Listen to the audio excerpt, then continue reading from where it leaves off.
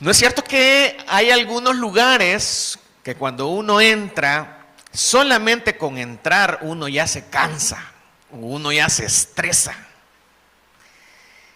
Y de la misma manera, hay lugares que cuando uno entra, le dan una calma, una paz, una tranquilidad.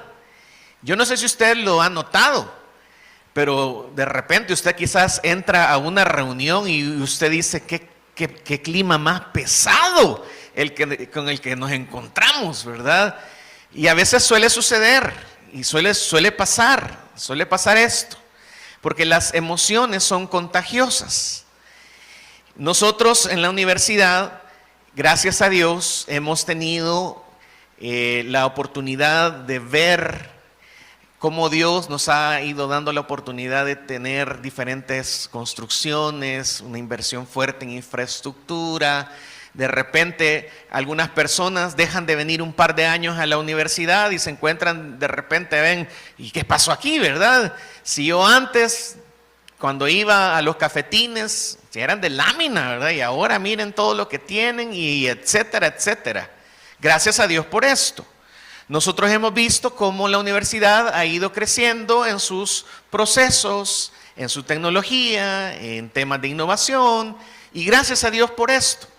Pero también como universidad consideramos sumamente importante no solamente estos recursos e infraestructura, sino también las personas. Las personas somos sumamente importantes y no es un decir, no es un cliché, sino que en realidad dentro de la universidad nosotros somos importantes. Estamos llevando a cabo esta enorme labor y por esta razón, porque las personas son importantes, nuestro clima laboral también es sumamente importante. Para que podamos entonces desarrollar bien nuestras labores, también es importante el clima en el que lo hacemos. Esta serie que estamos comenzando el día de hoy se llama El clima del corazón. Y vamos a estar explorando algunos textos que nos van a ayudar para que podamos crecer en cuanto al clima en el que nosotros nos desenvolvemos. El día de hoy estamos revisando este texto que habla acerca precisamente de una realidad. Y por ejemplo, el grupo Barna hizo una investigación y me llamó mucho la atención que el 60% de los profesionales toman decisiones diarias basadas en una emoción, y esta emoción es el temor. Quiere decir entonces que muchas personas en sus trabajos, para poder actuar, para poder accionar, hacen las cosas por temor. ¿En qué sentido? Muchas personas, por miedo a no equivocarse, muchas personas por no querer ser juzgados, por no querer perder relevancia, actúan desde el temor. Y ese miedo al final genera consecuencias muy, muy reales.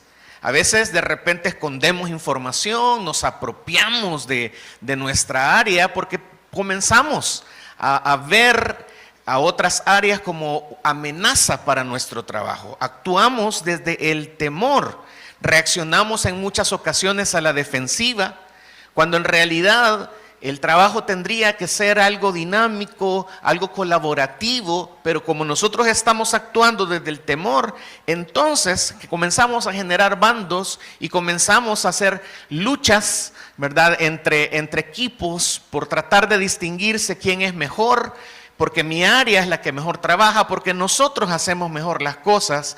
Así que es interesante que el grupo Barna dijo que el 60% de los profesionales actúan desde el temor y generan este tipo de acciones.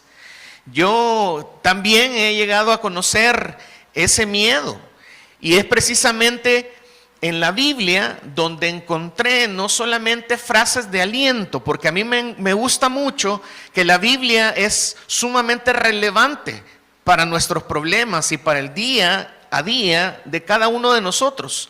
No solamente encontramos una frase positiva para poner en la computadora, encontramos en realidad un diagnóstico claro de nuestros problemas y encontramos una respuesta a nuestras dificultades. ¿Cree usted que la Biblia puede darnos una guía para nuestras buenas relaciones? ¿Cree usted que puede proporcionarnos una acción precisa a tomar? Yo creo que en esta mañana podemos nosotros tomar el ejemplo del apóstol Pablo, quien escribe estas palabras que nosotros acabamos de leer, y lo hace no desde un sofá cómodo, no lo hace desde una de las hamacas de la casa. ¿Sabe usted desde dónde escribe estas palabras? Probablemente esta era su última expresión, sus últimas palabras, su última carta. Y Pablo lo escribe desde una prisión, y él estaba esperando la muerte. Ya iba a venir de manera inminente. Muchas personas le habían abandonado, y sin embargo, él toma acción para poder cuidar de uno de sus discípulos, de Timoteo.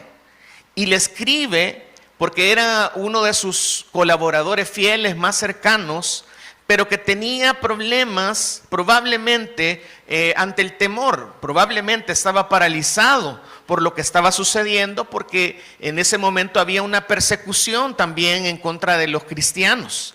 Así que Pablo, quien tendría que estar sufriendo temor, afirma a su discípulo Timoteo, dándole un consejo que para nosotros es sumamente importante hoy.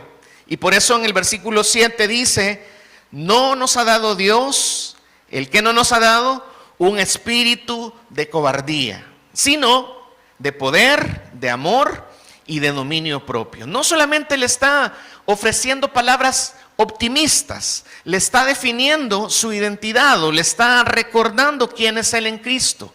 Le dice que Dios ya le dotó, le proveyó 3 herramientas para poder enfrentar sus temores, para poder actuar desde la seguridad, desde la autoridad, para poder accionar desde la humildad, desde el servicio, y para poder tener una mente clara en frente del caos con el que se puede encontrar. La pregunta para nosotros no es si tenemos miedo, porque ¿quién de nosotros puede decir: no, yo no tengo ningún temor? ¿Verdad? Yo creo que todos tenemos algún tipo de temor en muchas de las áreas de nuestra vida. Pero la verdadera pregunta para nosotros en esta mañana es si estamos permitiendo que ese temor sea quien nos dirija ante lo que estamos pasando en casa, en la oficina, en nuestro corazón, en lo muy interno de nosotros, o nosotros estamos tomando estas herramientas para poder enfrentar la vida. ¿Qué debemos hacer ante el temor? Bueno, vamos entonces a ver algunas cosas. No sé si tenemos ahí una pantalla más al respecto. Tenemos temor de que esto no funcione, pero está funcionando. Y ahí estamos. Dice la palabra del Señor entonces que Dios no nos ha dado un espíritu de cobardía, no nos ha dado un espíritu de temor. Por fe, ahí lo van a ver ustedes, nos está fallando esto. Pero en primer lugar, tenemos nosotros que identificar el remitente. ¿De dónde viene ese temor? ¿Cuál es el origen de este temor?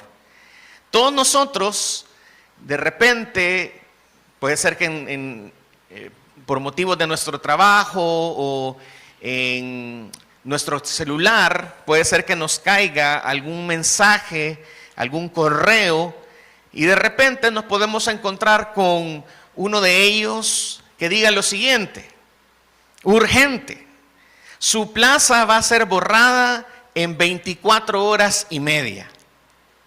De repente usted comienza a leer ese correo y dice: estimado docente, estimado administrativo, le informamos que su cuenta ha sido comprometida. Debe hacer clic ahora mismo en el siguiente enlace o va a perder su trabajo, su pensión y probablemente hasta su mascota. Atentamente, el Departamento de Sistemas Urgentes de Seguridad Máxima Total. Y así que usted comienza a ver quién se lo mandó y ve que el enlace dice www.universidadrealsegura no es fraude de honor.ru. y comienza a ver quién se lo envió: adminseguridadurgentereal@hotmail.com. Así que comenzamos a detectar que eso en realidad no es cierto. La universidad no nos va a mandar un correo avisándonos que nuestra plaza ha sido suprimida de esa forma. Esto es phishing, es un fraude para que cuando usted dé clic en ese enlace le van a robar sus datos o van a poder entrar a sus cuentas, van a poder hacer un robo. Usted lo selecciona cuando se da cuenta que esto no es real y lo borra y se sigue tomando su cafecito y no pasó absolutamente nada, porque usted comenzó a determinar que ese correo no era real, no era cierto. De la misma manera, Pablo le está diciendo a Timoteo que haga exactamente lo mismo con las emociones, con las situaciones que están presionando su vida. Timoteo, date cuenta que ese pánico que estás sintiendo ante la crisis que estás atravesando no viene de Dios. Es algo que está puesto ahí, pero probablemente tú tienes que identificar a qué se debe.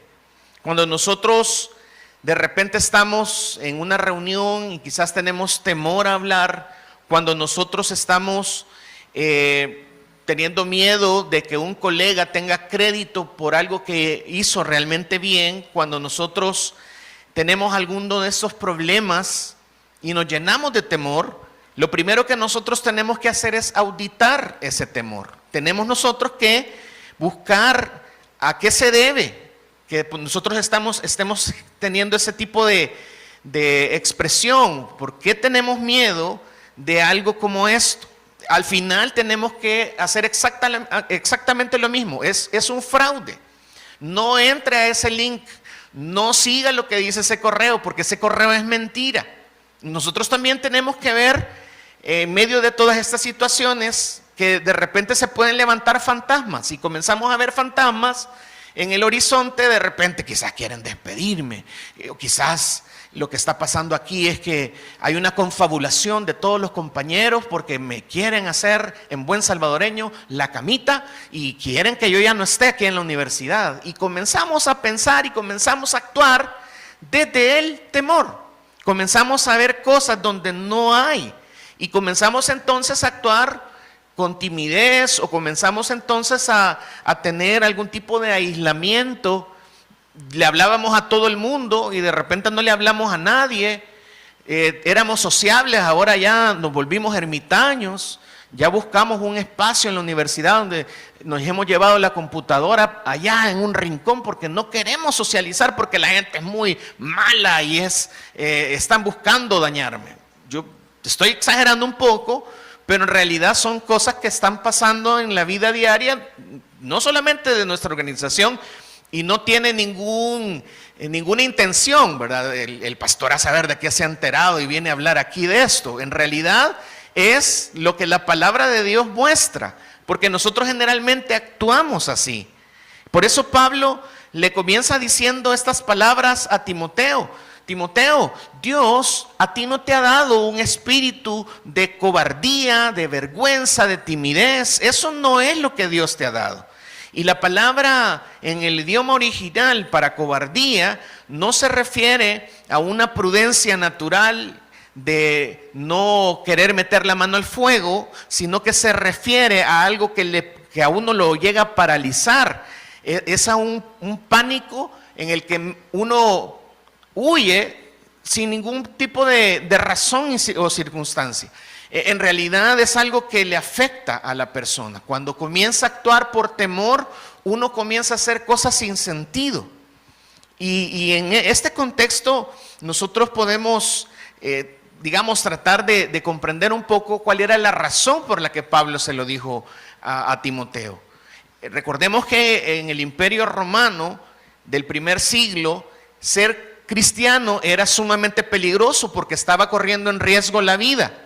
Así que Timoteo, que se encontraba en Éfeso, una ciudad también bastante hostil, estaba probablemente con muchos temores. Se iba a morir ¿verdad? Estaba enfrentando ya una pena de muerte, su líder, todos estaban tratando de pensar, bueno, somos cristianos y esto nos está pasando, y me encuentro yo también como uno de los más cercanos a Pablo, probablemente también me están buscando a mí para matarme, así que para Timoteo era lógico tener temor, pero Pablo le pide que haga un diagnóstico a su temor, que haga un diagnóstico a su situación.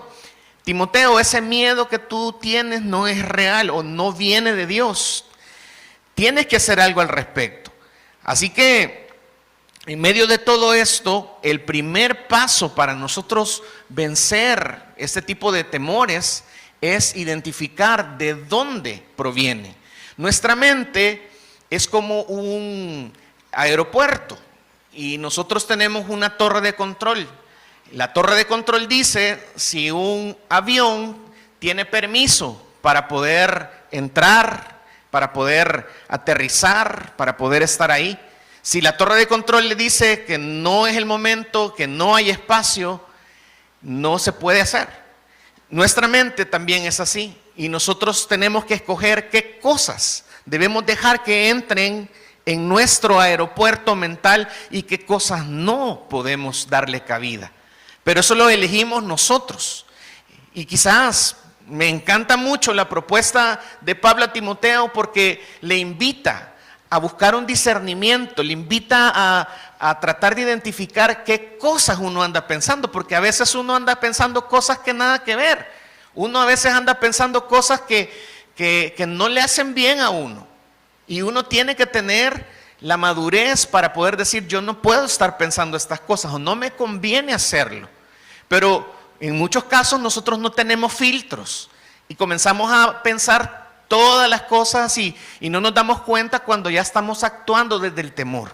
De la misma manera, si viene el pánico, si viene la cobardía y quieren aterrizar en nuestra mente y esto comienza a generar una crisis en casa, una crisis en el trabajo, identifiquemos el temor. El temor no viene de Dios, el temor no es provisión de Dios.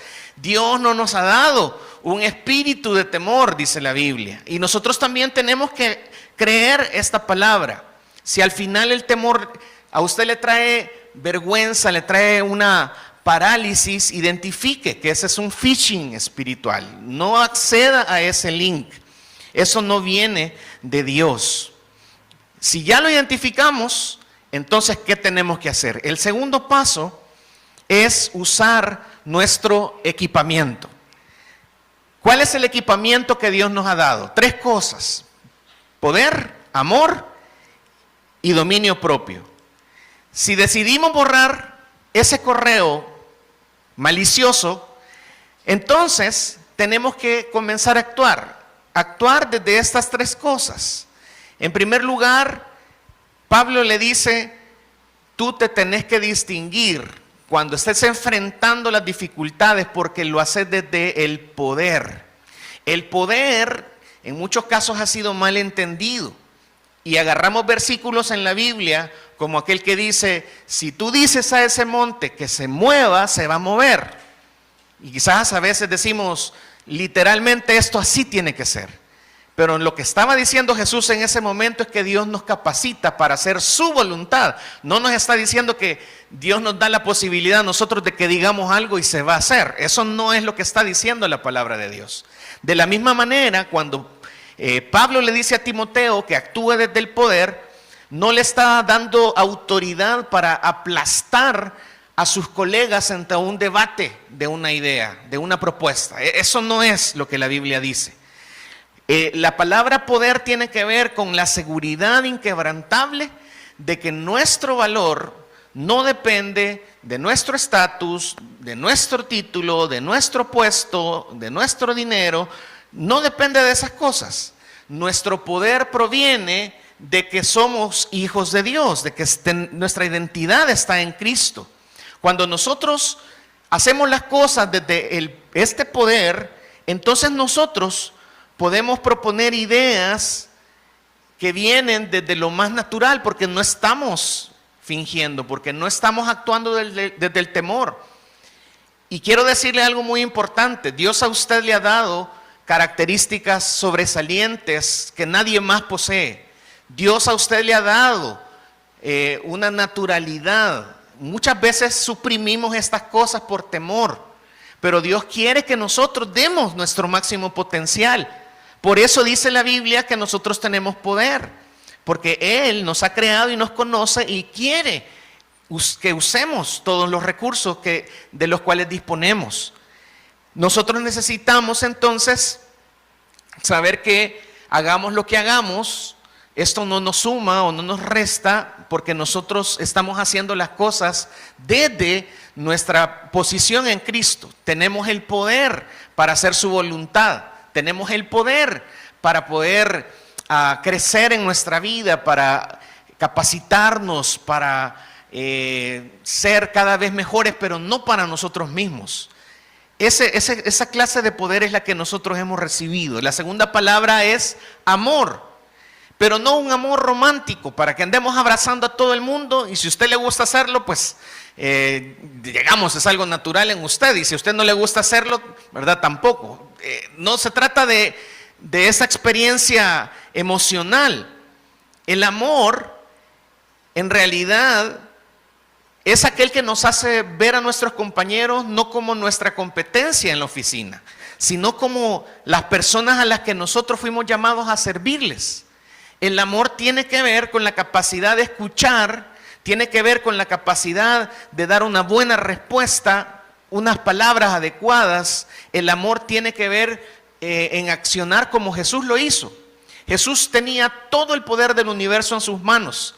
Y si usted recuerda esa porción en Juan, dice que había recibido del Padre todas las cosas, y sabía quién era y sabía para dónde iba. Pero ese poder, ¿para qué lo usó Jesús? Para agarrar su toalla, agarrar el lebrillo y comenzar a lavarle los pies a sus discípulos. Así que no le quitó, no le dio a Jesús. Él sabía quién era y actuó desde el amor, es decir, aquellas cosas que nos ayudan para que nosotros podamos bendecir a otras personas. Tenemos el poder para hacerlo, pero también necesitamos el amor para que esto pueda ser también algo genuino. Y me gusta mucho cuando dice también la tercera característica, que habla acerca del dominio propio, porque este tiene que ver con una mente sana y disciplinada. Es la capacidad para hacer la gestión de crisis. Cuando las cosas no están bien, Dios nos ha dado la capacidad de tener dominio propio, de saber cómo actuar, de no actuar desenfrenadamente, de no sacar el Hulk que llevamos adentro, de no tener la habilidad de usar las palabras más hirientes para hacer quedar mal a los demás, sino para controlarnos, para tener la habilidad de respirar profundo, de pensar lo que vamos a decir y de que lo que nosotros hagamos sea la mejor actitud enfrente de esa dificultad. Esto no es algo sencillo, porque probablemente ahorita usted lo puede estar pensando como, qué interesante, ¿verdad? Puede ser algo que practique, pero usted se va a encontrar con momentos como este y necesita recordar que usted ha sido capacitado para tener dominio propio, para poder pensar en esos 5 segundos y no actuar con el hígado, sino responder con sabiduría. Cosas que necesitamos nosotros para mejorar nuestras relaciones interpersonales. Pablo le dice a Timoteo, si usted puede leer conmigo el versículo 6, por lo cual te aconsejo que avives el fuego del don de Dios que está en ti por la imposición de mis manos.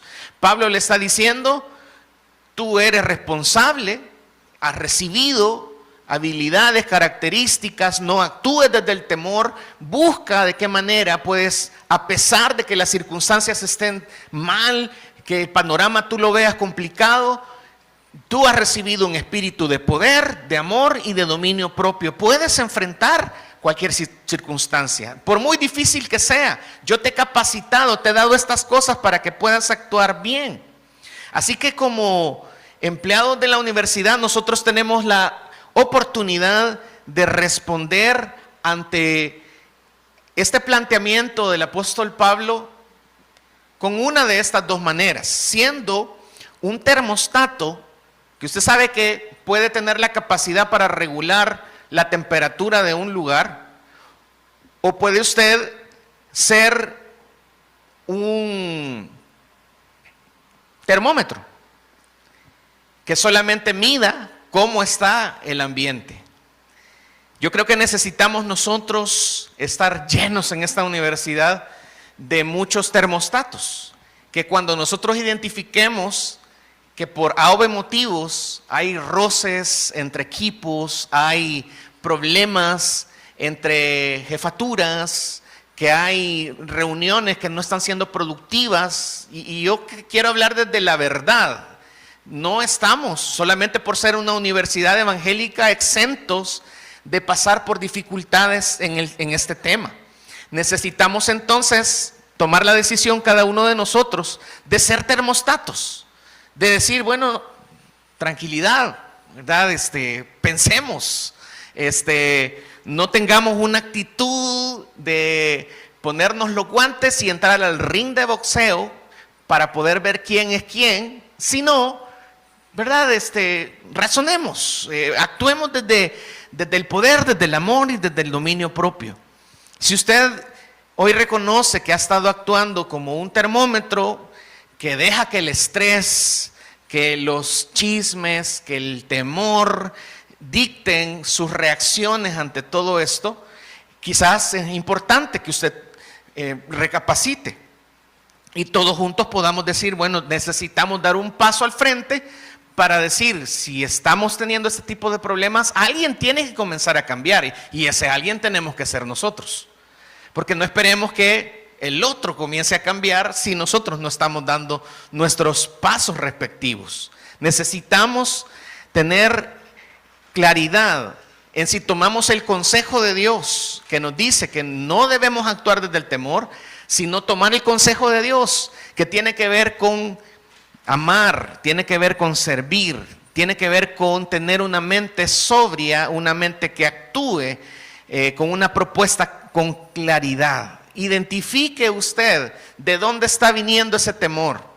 Use el equipamiento que Dios le ha dado y salga de esta mañana, de nuestro devocional, listo para poder cambiar la atmósfera de donde usted se mueva en esta universidad. ¿Cómo va a salir usted en esta mañana? ¿Como un termómetro o como un termostato? El clima de nuestra universidad comienza desde nosotros. Y así como lo mencionamos al principio, gracias a Dios por el gran avance que está teniendo nuestra universidad. Pero esto puede ser frenado si nosotros, desde nuestras áreas, no tomamos acciones en contra del temor. ¿Cuál es el clima de su corazón? Necesitamos nosotros tomar el consejo que la palabra de Dios nos da. La decisión es de cada uno de nosotros. Le invito a que nos pongamos en pie.